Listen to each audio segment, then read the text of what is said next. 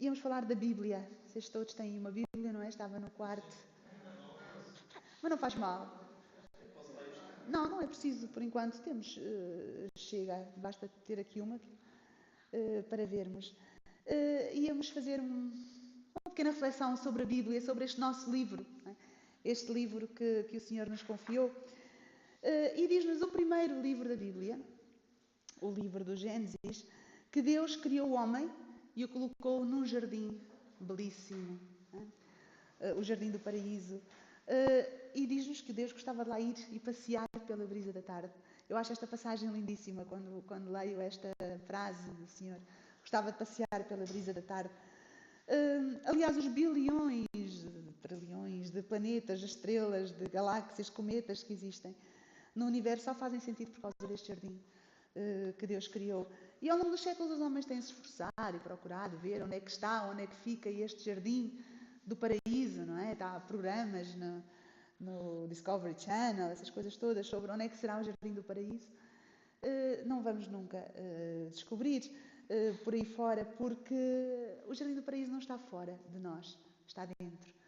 O jardim do paraíso é no nosso interior, na nossa alma, no mais íntimo do nosso ser. É aí que Deus gosta de passear pela brisa da tarde e de partilhar connosco os seus segredos. O Gênesis diz-nos que os primeiros pais conheciam o som dos passos de Deus. Isto é uma expressão magnífica, não é? Conhecer o som dos passos de Deus. Certamente vocês conhecem o som dos passos dos vossos filhos quando os ouvem passar no corredor. Olha, agora já lá vai este, agora vai aquele. Nós conhecemos o som dos passos daqueles que amamos. Conhecer o som dos passos de Deus é uma expressão de uma grande intimidade. Não só conheciam o som dos passos de Deus, como conheciam a sua voz. Diz-nos o Gênesis, que a dada altura Deus disse: Adão, onde estás? E Adão sabia perfeitamente que era Deus que o chamava e escondeu-se. Então Deus está sempre a perguntar-nos também: onde estás? Estás fora, andas longe, onde estás? Preciso me encontrar contigo no teu jardim. Então esta parábola do livro de Gênesis continua dizendo que Adão e Eva pecaram e foram expulsos do paraíso. E isso basta nós olharmos à volta, não é? Eu penso que esta história é daquelas mais fáceis de comprovar, bastando olhar à nossa volta. O que nós vemos à volta é a expulsão do paraíso. Nós vivemos num deserto cada vez maior. E nesse deserto Adão e Eva deixaram de conversar com Deus todos os dias pela brisa da tarde. E tanto deixaram de conversar que se esqueceram do som da sua voz. Deixaram de ser capazes de identificar. Um dia, na idade do bronze, um homem foi finalmente capaz de ouvir de novo a voz de Deus. Chamava-se Abraão. Eu gosto muito de pensar nesta história de Abraão. Deve ter sido fantástico. Eu acho que Deus, se calhar, já tinha tentado com outras pessoas, não é? Eles não ouvem a minha voz, eles não conseguem ouvir-me, estão longe. Até que finalmente tentou com Abraão. E Abraão ouviu. Espera lá, parece que há aqui uma voz diferente. E Deus, alguém que me ouça. E pronto, e começou a história sagrada com Abraão. Recomeçou o diálogo entre Deus e o homem. É incrível como há muitos cristãos que dizem que Deus é silencioso, não é? Nós ouvimos isso a todo momento. Tudo as catástrofes que vão acontecendo, tudo isto, e Deus é silencioso, Deus não fala. Deus não fala. Vocês já viram a grossura desse livro aí? São milhões de palavras. Deus não fala. Nós é que não nos pomos à escuta. Deus continua a falar e sempre falou. Claro que a Bíblia é a palavra de Deus, é uma carta de Deus, mas não é um ditado de Deus. E é muito importante termos isto em consideração quando pensamos na Bíblia. Precisamos nos afastar de uma leitura fundamentalista da Bíblia. Só dos Evangelhos temos 4 versões. Portanto, nós não somos fundamentalistas, não podemos ser 4 versões da mesma história. A Bíblia não é um ditado de Deus. Jesus diz-nos que a palavra de Deus é a semente que é lançada à terra. Se é lançada à terra, o fruto que vai brotar é uma mistura do céu e da terra, da semente da terra que alimenta, da rega, e a árvore que nasce disso é uma mistura de chuva e de chão, de céu e de terra. Então, a palavra de Deus é ao mesmo tempo palavra de Deus ao seu povo e palavra do povo a Deus. Assim, em cada livro da Bíblia, Deus adapta-se à capacidade do seu leitor, e isto às vezes as pessoas têm dificuldade em entender. Mas se nós olharmos, por exemplo, para as aparições de Nossa Senhora, vemos a linguagem que ela usou em Fátima. Uma linguagem perfeitamente compreensível para o meio rural onde viviam os pastorinhos. Se virmos que Nossa Senhora no Guadalupe apareceu com traços de mulher indígena, não é? Em África apareceu negra. Portanto, Deus faz o mesmo, Ele adapta-se à nossa capacidade, à capacidade do seu receptor, daquele que escuta. E por isso é que há a palavra de Deus que às vezes nos choca e nos faz confusão, porque tem esta adaptação à linguagem que era compreensível pelo seu receptor. Então, a palavra de Deus é pronunciada de acordo com uma época histórica, com um tempo histórico, e por isso é que é muito perigoso nós fazermos uma leitura da Bíblia descontextualizando-a, tirando-a do seu contexto. Foi assim que Satanás tentou Jesus, não é? E que hoje em dia muita gente continua a fazer esse erro. Tirar um versículo fora do seu contexto e atirou-o à cara de Jesus. Olha, diz aí isto. Não é? Nós não podemos fazer isto. E muita gente, infelizmente, hoje continua a fazê-lo. Pega num versículo da Bíblia e faz com ele o que quer. Não é? E nós não podemos fazer isso. Temos de contextualizar, sempre entender porque é que esta passagem aparece aqui e aparece ali. Então, só podemos ler a Bíblia conhecendo o Catecismo da Igreja Católica, por exemplo. Porque a Bíblia não pode nunca contradizer aquilo que a doutrina ensina, obviamente. Portanto, não vale conhecer a Bíblia e dizer, aqui Deus diz uma coisa que é ao contrário do que vem na nossa doutrina. Não vale. Também é muito importante conhecer o que os padres, os chamados padres da Igreja, dizem. Os padres da Igreja são os sucessores dos apóstolos.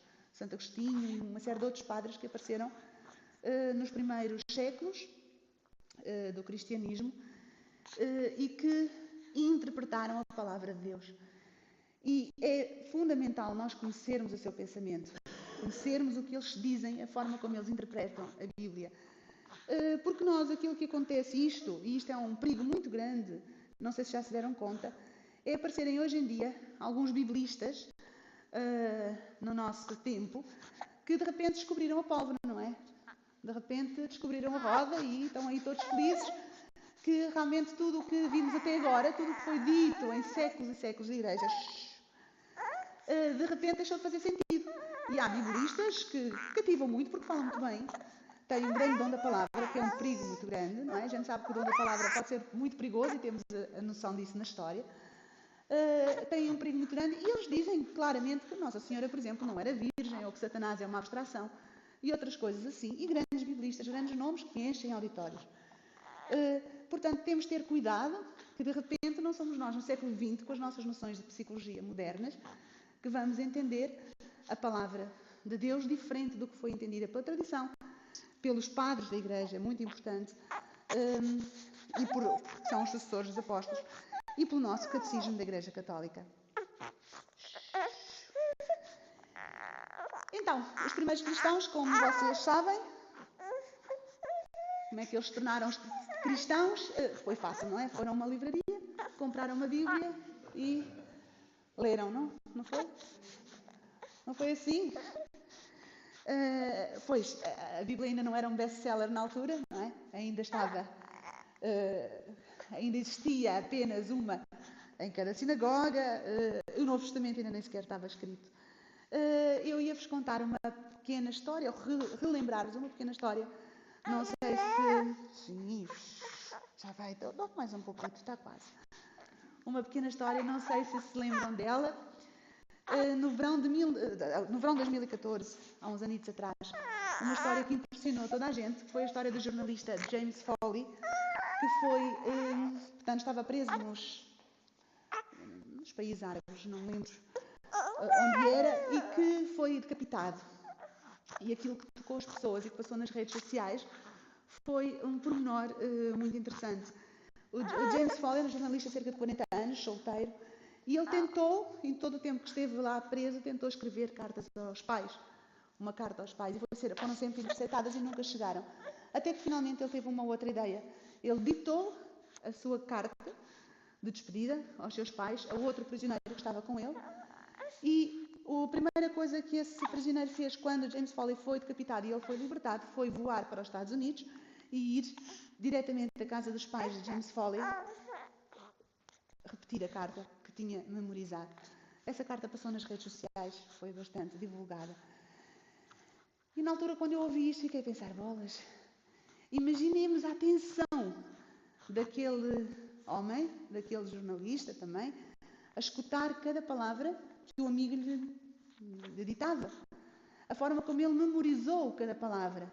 Saber, eu tenho de me lembrar muito bem de tudo isto que eu estou a receber, porque eu tenho de transmitir exatamente, sem tirar nem pôr, aos pais, aqueles que vão receber esta mensagem. E assim fez. Ele voou para os Estados Unidos e ditou a carta certinha, sabia de cor. São Paulo diz-nos, nas suas cartas, recebi do Senhor o que também vos transmiti.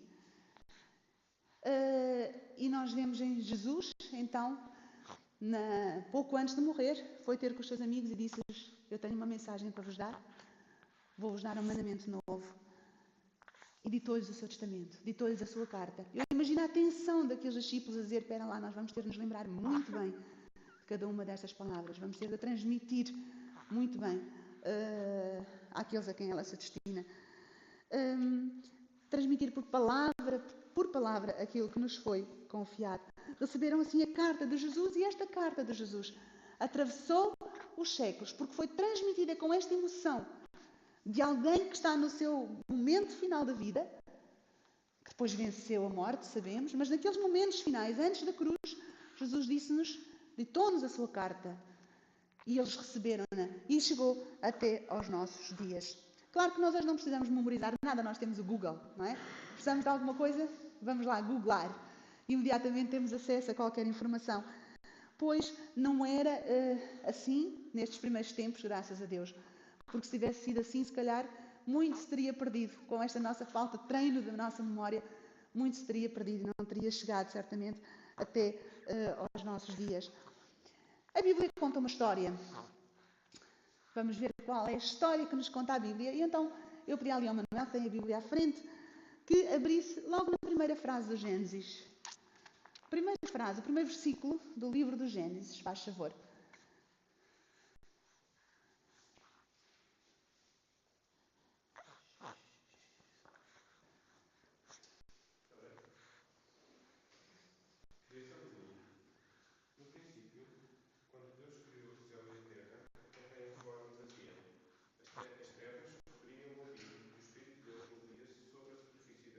Obrigada.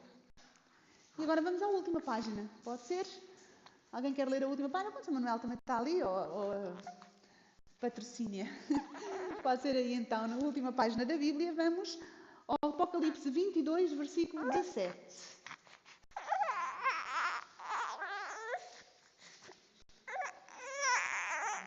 Para as minhas 6 medidas.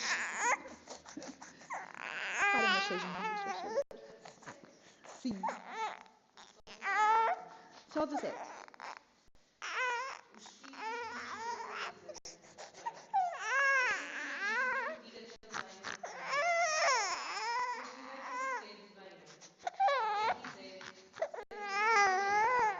Ok, basta ler isto então. Então nós no início, no primeiro versículo da Bíblia, temos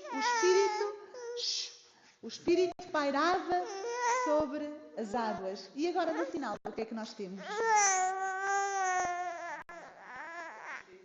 O Espírito, é só o Espírito. O Espírito e a esposa. Espera aí, aconteceu alguma coisa então. O que é que aconteceu? O que é que aconteceu ao Espírito? Casou, pois, exatamente. O Espírito casou, exatamente. Agora tem uma esposa. Espera aí, que já vais ver o teu livro, está bem? O Espírito tem uma esposa. Então o que é que acham que aconteceu naquelas páginas todas que ali estão? Exatamente, não é? É uma história de amor. Pois aí está. Todas essas páginas entre o primeiro livro e o final é o namoro que Deus fez para conseguir casar o Espírito e a esposa. É interessante como a palavra Apocalipse significa revelação. E Apocalipse era a palavra que se usava nos casamentos judaicos para o momento em que a noiva finalmente levantava o véu. Desde aquela história triste de Jacob, que quis casar com Raquel e acabou por casar com Lia porque ela estava com a cara tapada pelo véu, os judeus nunca mais aceitaram casar com a cara tapada. Era um risco muito grande. Então chega sempre um momento em que levantam o véu para confirmar. Pronto. E o Espírito e a esposa. Portanto, esse momento final, do momento da revelação, em que finalmente a esposa levanta o véu e manifesta o seu rosto, mostra o seu rosto, mostra-me o teu rosto, diz ao longo de toda a Bíblia, mostra-me quem tu és. É uma belíssima história de amor. O Antigo Testamento, vamos então agora olhar para a palavra ao longo da Bíblia. Nós temos o Antigo Testamento e o Antigo Testamento fala-nos do Pai. Revela-nos a voz do Pai. E as pessoas às vezes dizem, mas o Antigo Testamento tem partes tão duras, tão terríveis. Não tem. É o tal contexto histórico de que nós falávamos aqui no início. Mas há um segredo para nós lermos o Antigo Testamento. E é a forma como eu vos sugiro para lermos a Bíblia e pensarmos no Antigo Testamento. Cada vez que aparece a palavra Jerusalém, cidade, Sião, povo, experimentem trocar essa palavra pelo vosso nome. Porque é isso que Deus fala. Quando Deus fala a Jerusalém, Ele fala a nós. Quando Ele fala as cidades, nós somos uma cidade. Isto é linguagem bíblica. Cada um de nós é essa cidade. O povo, cada um de nós é esse povo. Portanto, substituirmos essas palavras pelo nosso nome, nós vamos entender a palavra de Deus. E depois lemos coisas às vezes horríveis, não é? Como que Deus passou a cidade ao fio da espada, não é? Morreram toda a gente e nós ficamos chocadíssimos com aquilo. Experimentem mudar pelo vosso nome. E se calhar vemos quais são os habitantes dentre nós que estão a precisar ser passados ao fio da espada. E tudo ganha sentido. Aqui há uns anos atrás, há 14 anos atrás, o Nail foi-se confessar no seminário em Aveiro. E depois de confessar, quando chegou a casa, vinha assim, estranho. E eu disse, o que é que tu tens? E ele disse, me aconteceu uma coisa muito estranha na confissão hoje. Eu saí do confessionário e depois ajoelhei-me para rezar na capela, que era uma capela de seminário, e vi uma frase por cima do altar, por trás do altar, que dizia, vou levar-te ao deserto e falar-te ao coração. E eu disse, é uma frase do profeta Oseias, uma frase bíblica agora da Quaresma, isto era Quaresma, portanto faz sentido, não é? Aí está, vou levar-te ao deserto, Deus falava para Sião, para Israel, para Jerusalém, fala para nós, vou levar-te ao deserto e falar-te ao coração. E o Nail disse, não, tu não estás a entender, eu vi aquela frase lá, mas eu tenho a certeza absoluta que aquela frase era para mim, só para mim. E estava lá com aquelas letras garrafais, para mim. E então, se é para ti, vamos ter calma, vamos esperar e Deus te revelará o que quer dizer com ela. Isto foi uma quarta-feira, quando a Elsa foi confessar. Nós, o nosso filho, o Tomás, na altura, o nosso terceiro filho, tínhamos o Francisco, a Clarinha, e depois temos o Tomás, estava com muitos, vomitava tudo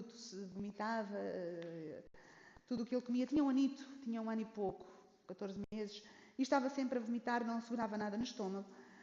E nessa sexta-feira à noite eu já estava desesperada, já de sempre a ir aos médicos, eles nunca me diziam o que é que se passava com ele. Resolvi pegar nele, de madrugada, e ir com ele ao pediátrico, porque ele já estava sempre a vomitar sem parar.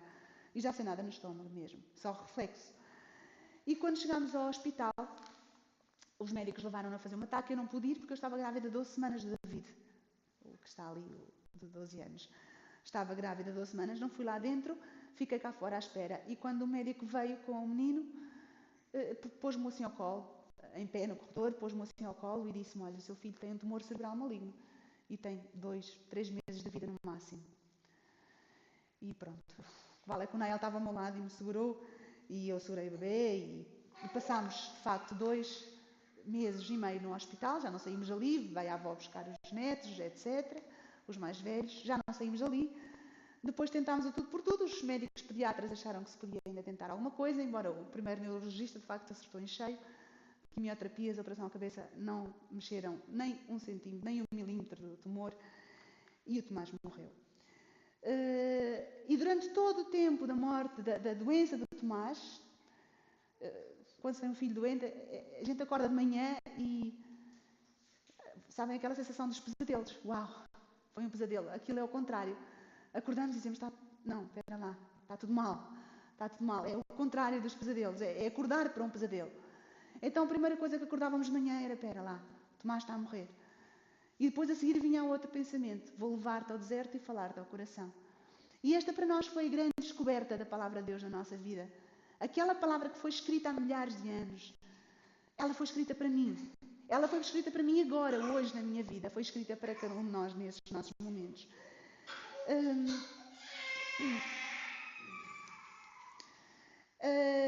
A palavra de Deus do Antigo Testamento tem esta beleza magnífica de nos dar a voz do Pai. E nós habituamos a escutar a voz do Pai e depois somos capazes de entender e de relacionar connosco nestes momentos da nossa vida. Os Evangelhos dão-nos a voz do Filho, naturalmente. Escutamos a palavra de Jesus e é muito bom entrarmos em cada cena.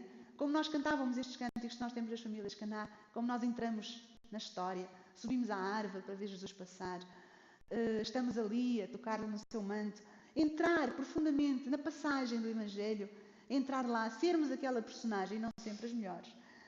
E o Espírito Santo fala-nos, o Atos dos Apóstolos e as cartas de São Paulo mostram-nos claramente o Espírito em ação. Temos o Pai, o Filho e o Espírito Santo que se prolonga até à nossa época, aos nossos dias, que é o Espírito a agir no nosso mundo. Existe uma palavra no Antigo Testamento, a que eu chamo o mandamento da educação. Para além dos 10 mandamentos, temos mais 2. Um é o mandamento de Maria e o outro é o mandamento da educação, que diz assim: escuta, Israel, o Senhor é o nosso Deus, o Senhor é único, amarás o Senhor teu Deus com todo o teu coração, toda a tua alma e todas as tuas forças. E estes mandamentos que hoje te imponho, has de repeti-los aos teus filhos, sentado em casa ou a caminhar, ao deitar ou ao levantar. Estes mandamentos has de repeti-los a teus filhos. Deuteronômio 4, 6, 4, 9. Então é preciso que nós sejamos capazes de repetir a palavra de Deus aos nossos filhos, porque às vezes existe na nossa sociedade, entre os católicos, não tanto entre os protestantes, mas entre nós católicos, existe a ideia que a palavra de Deus entra por osmose. Nós achamos que porque nós conhecemos a palavra de Deus, porque nós somos boas pessoas, os nossos filhos vão automaticamente conhecer a palavra de Deus e ser boas pessoas. Mas digam-me uma coisa, quantas horas por dia que os vossos filhos, os vossos são pequeninos ainda, mas em geral, um jovem, uma criança, a partir da adolescência, quantas horas por dia que eles estão expostos à palavra do mundo? Com YouTube, com escola, com amigos, com... Nós antigamente, pelo menos no meu tempo, a gente quando andava na rua, pelo menos enquanto andávamos na rua, andávamos em silêncio. Mas agora nem isso, porque temos os fones e não sei o quê, portanto, a palavra do mundo está continuamente a atacar os nossos filhos. E quantas horas por dia os expomos à palavra de Deus? É que se nós não formos intencionais na nossa exposição à palavra de Deus, se não formos intencionais, como o mundo é intencional, se não formos, eles não vão recebê-la. Nós não podemos acreditar que se não lhes falarmos da palavra de Deus, que eles a vão de repente apanhar assim do ar, não é? Que a vão ouvir lá no meio das músicas, que vão ouvir. Não, temos de ser nós a dar-lhe. O mandamento da educação é muito claro. Repeti-lo-ás a teus filhos, sentado em casa ou a caminhar, ao deitar ou ao levantar. Deuteronômio 6, 4, 9. É muito importante falarmos sobre isto. Nós na nossa casa lemos todos os dias a palavra de Deus, as 3 leituras da missa diária, e os pequeninos estão ali a brincar no chão ao nosso lado, no meio, no chão. A Sara anda por lá a fazer lego, a brincar. E estávamos a ler o ano passado, ela ainda tinha 5 aninhos, estávamos a ler aquela passagem que Jesus diz: quando alguém te bater numa face, dá-lhe a outra face, por aí fora. E estávamos a conversar com os mais velhos sobre a leitura, e às tantas eu só ouço a Sara a dizer assim: mamãe, a minha professora não conhece essa palavra. Eu: como, Sara? A minha professora não conhece essa palavra. Porquê? Porque o menino veio puxou-me o cabelo, e eu fui dizer-lhe, disse o nome, o menino puxou-me o cabelo. E ela disse-me: então puxa tu também, vê se ele gosta. E eu disse: pois, Sara, é verdade, a tua professora se calhar nunca ouviu esta palavra. A Sara com 5 anos já ouviu. E já sabe pôr em prática. Por isso é que é importante nós darmos a palavra de Deus aos nossos filhos todos os dias, sem exceção. São pequeninos, não percebem? Percebem. Muito bem. Percebem muito melhor do que nós pensamos.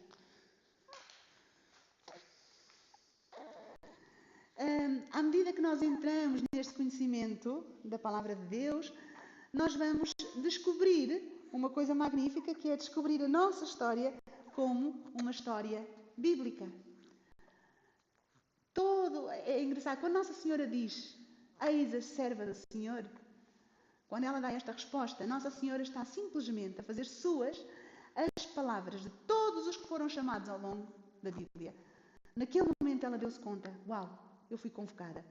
Como Gedeão, como Abraão, como Moisés, como todos eles, todos responderam, eis o servo do Senhor, eis-me aqui. E é a resposta que hoje os sacerdotes dão quando fazem a sua consagração, portanto, quando recebem o sacramento da ordem, eis-me aqui. E Nossa Senhora naquele momento entrou na história da Bíblia. É fantástico isto, nós olharmos para a nossa vida e vermos de um momento para o outro, de repente entramos na história bíblica, passamos a fazer parte da Bíblia. É fantástico isto. Ao mesmo tempo que passamos a entrar na história da Bíblia, entramos automaticamente na história de um povo. É muito perigoso. O Papa Francisco diz ali num livro, que eu tenho ali, mas que não vou conseguir abrir agora, mas tenho aqui a citação. Temos de ter muito cuidado porque há cristãos que vivem chamada uma religião de elite. E ele diz, isto não tem a ver com classe social. Uma religião de elite tem a ver com viver uma fé de uma maneira muito pessoal, sem estar integrado num povo, sem fazer parte do povo.